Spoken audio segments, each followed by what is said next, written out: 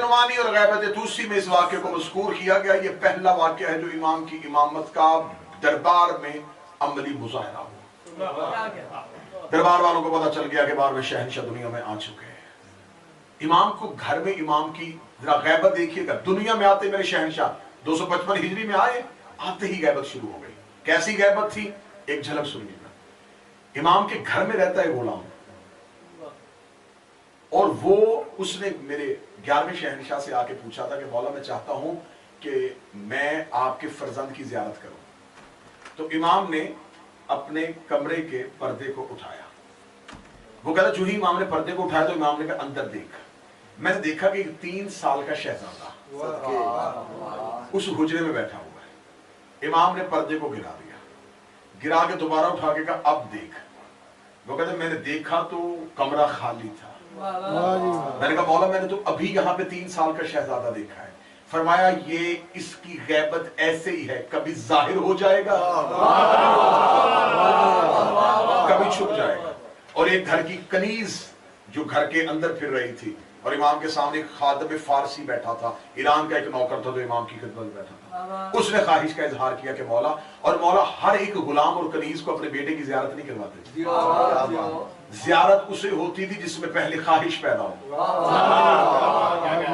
और ये तहजीब बुनियाद रखी जा रही थी कि इमाम की जियारत कैसे होगी। यानी कि इमाम ने हर गुलाम को जियारत नहीं करवाई।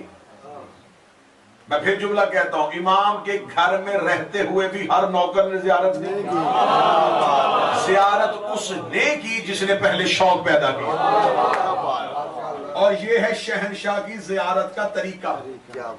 जियारत से पहले शौक पैदा होना। एक शागिर्द ने आके अपने आरफ उस्ताद से कहा था कि आप कहते हैं कि आपकी वारिस से मुलाकात होती है, तो क्या मेरी मुलाकात भी मुमकिन है? तो कहने लगे ख्वाहिश है या शौक है? अब मैं मारिफत रखने वालों से जो मुलाज करूंगा, ख्वाहिश है या शौक है? उसने कहा मौला, उसे अपने उस्ताद से कहा सरकार ख्वाहिश भी है शौक भी है। उन्होंने कहा भी देख लेते हैं कि ख्वाहिश शौक है या सिर्फ फकत ख्वाहिश है। शागिर्दों से कैसे जाके कमरे में बंद करना, कमरे बंद कर दिया। फरमाया इसे ना खाना देना ना पानी देना। 3 दिन 3 रातें भूख और प्यास की हालत में रखा।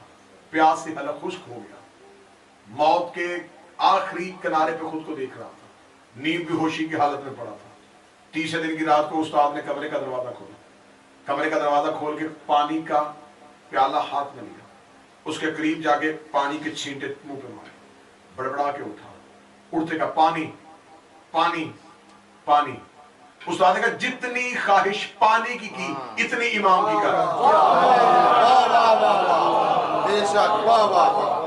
पानी क्यों मांगा? उसने कहा मौला प्यास से, अपने उस्ताद से कहने सरकार प्यास से मर रहा था, पानी सोचते सोचते सो गया था।